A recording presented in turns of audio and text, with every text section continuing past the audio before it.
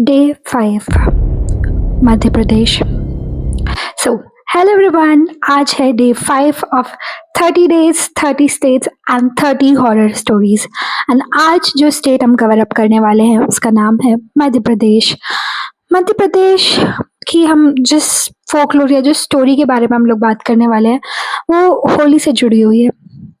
होली वैसे तो festival of colours भी कहा जाता है एंड ये बुराई पर अच्छाई की जीत का प्रतीक माना जाता है। लेकिन इन्हीं होली के दिनों में कुछ ऐसे भी लोग होते हैं जो कि बहुत तांत्रिक क्रिया या फिर बहुत काला जादू करते हैं। एंड मेरा ये मानना है कि काला जादू से ना आप कभी किसी का अच्छा तो नहीं सा जा सकते। हमेशा अगर आप किसी का अच्छा कर भी रहे हो तो किसी दूसरे का बुरा करके ही कर रहे होगे। एंड ऐसा ही कुछ हमारी आज की स्टोरी में भी होता है। ये कहानी नैना की है। नैना जो कि एक 25 साल की लड़की थी, जो कि एक सॉफ्टवेयर इंजीनियर थी एंड वो गांव से दूर एक बड़े सिटी में काम किया करती थी। एंड होली के लिए वो अपने घर आई हुई थी।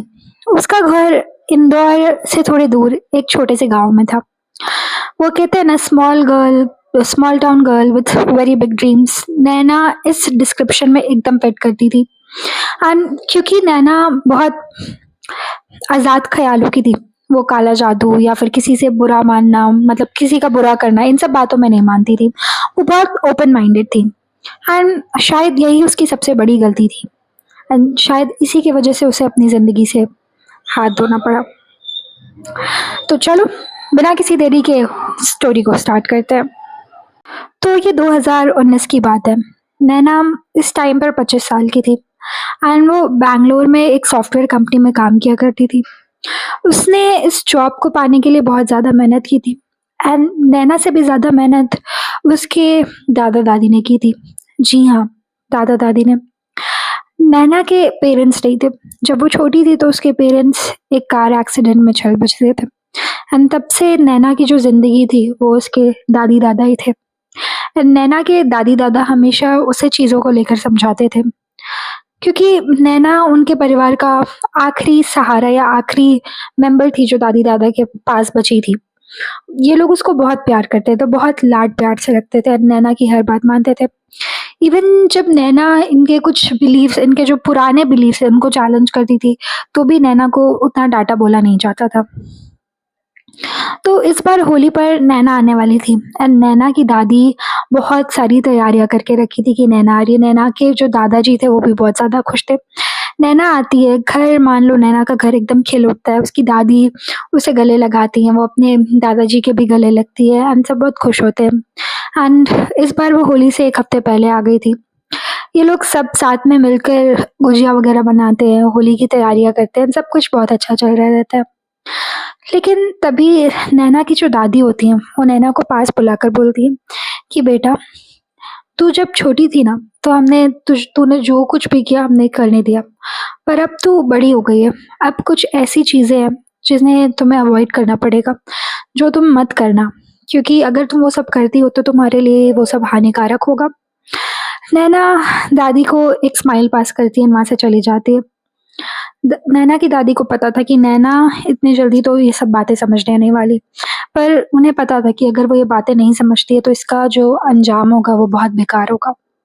वो नैना के दादाजी से बोलती हैं कि अब हमें नैना को सच बता देना चाहिए और हमें उसे बोलना चाहिए कि वो इस शहर कम ही आया करे, या फिर हमें ही अपने साथ ले चले, क्योंकि ये जगह अब नैना के लिए सेफ नहीं है।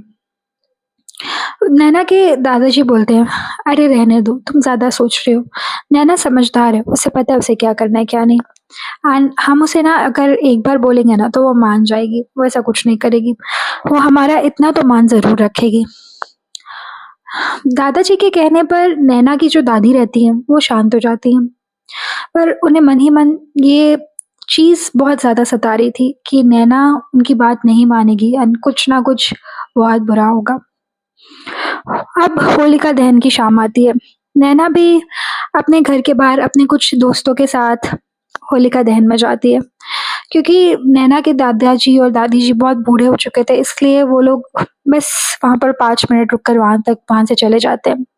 कुछ शाम के 7-8 बज रहे थे एंड नैना अपने दोस्तों के साथ वो होलिका दहन में जो बीच में आग जलाते हैं, वहाँ पर ही खड़ी थी।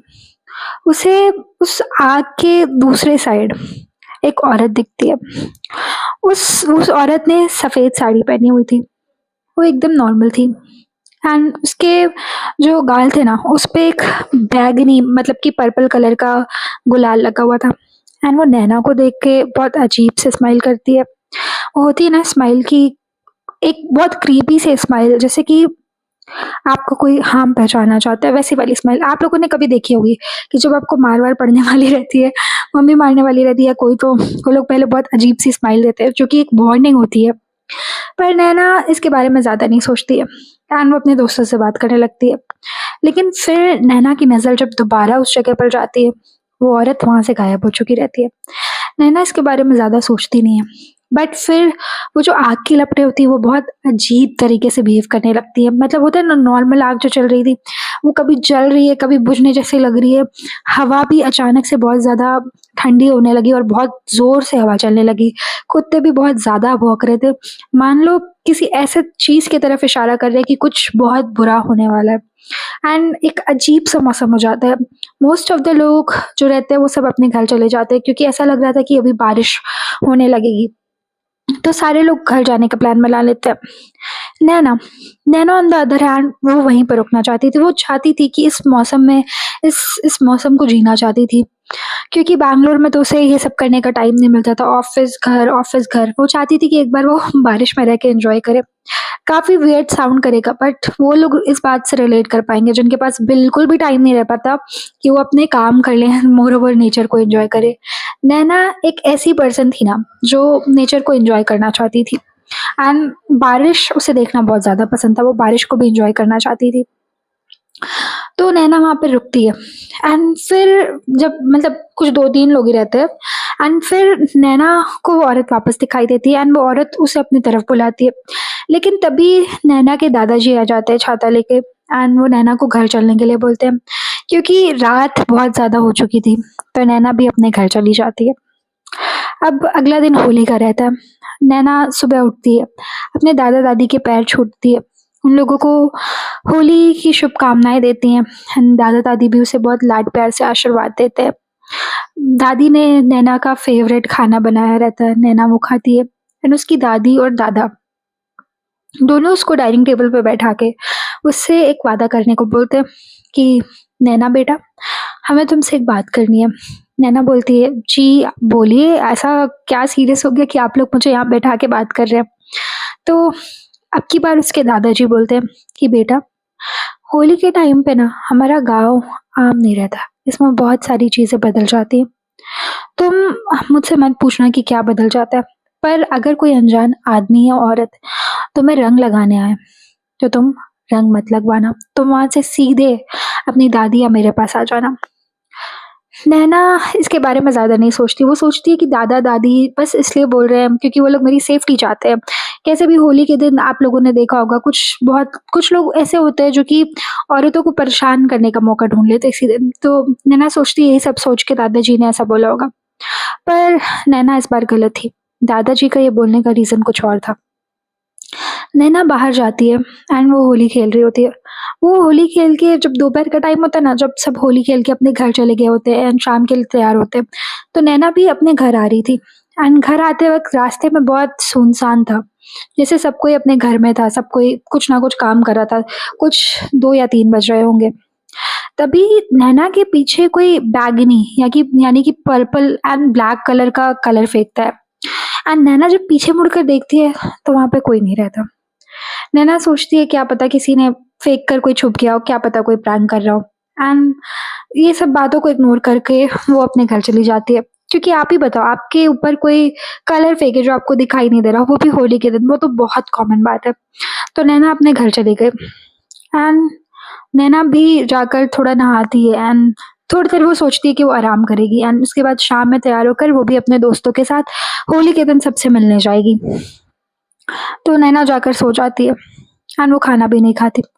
उसकी दादी को लगता है कि कुछ तो है, पर उसके दादाजी बोलते हैं कि यार अभी वो होली खेल कर आई है, वो थक गई होगी, तुम उसे थोड़ी देर आराम करने दो, तुम क्यों उसके पीछे इतना परेशान होती हो, खुद को भी परेशान करती हो और उसे भी परेशान करती हो।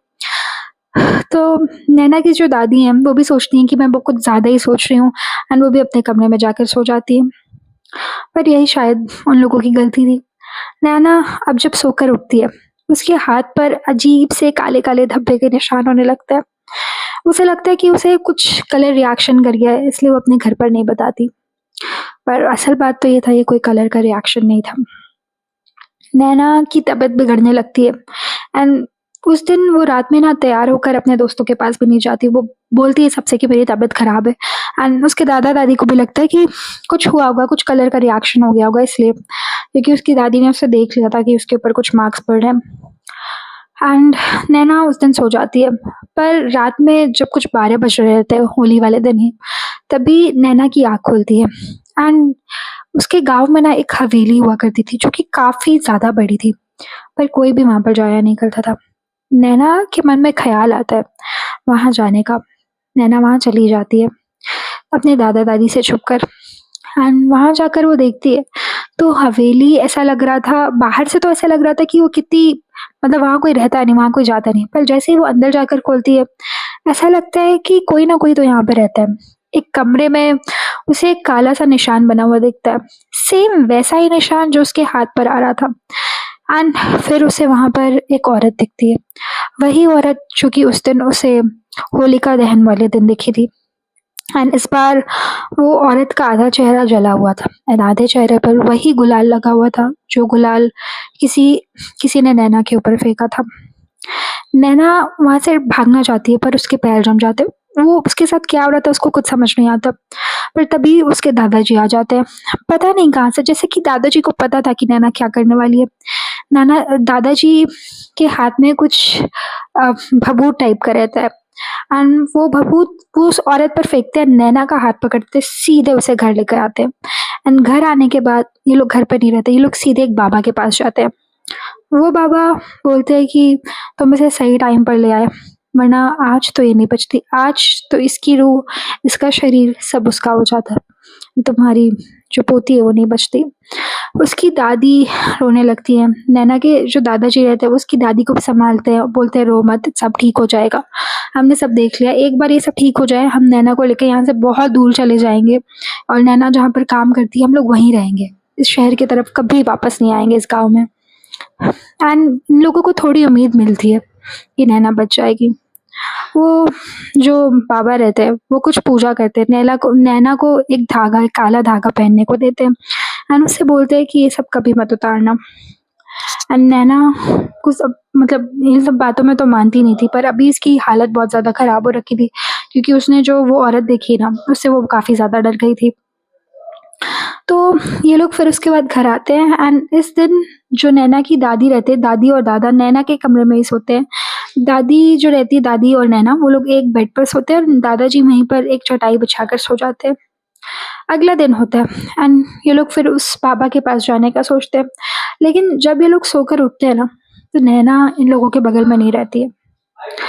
नैना उसी घर में जा चुकी थी वापस से, एंड जैसे-जैसे, मतलब सुबह होती है, इसके दादाजी, नैना के दादाजी नैना को ढूँढने लगते हैं, एंड जब वो लोग उसी हवेली के पास जाते हैं, तो उन्हें दिखता है कि नैना उसी हवेली के सामने खड़ी है, पर उस हली हवेली में अभी गई नहीं है, एंड वो बस उस हवेली को देख रही है।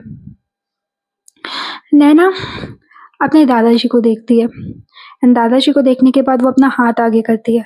हाथ में उसके जो काला धागा था, वो मुस्कुरा के निकालती है, एंड वो उस हवेली में चली जाती है।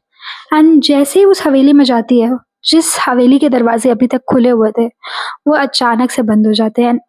नैना के दादाजी दौड़ कर जाते हैं कि वो हवेली का दरवाज़ा वो कैसे भी खोलकर नैना को बाहर डालें, पर वो दरवाज़ा नहीं खुलता। फिर वो गाँव वालों के साथ जाते हैं, बहुत सारे गाँव वालों को बुला कर लाते हैं, एंड कैसे न कैसे दरवाज़ा खोलने का ट्राई किया जाता है।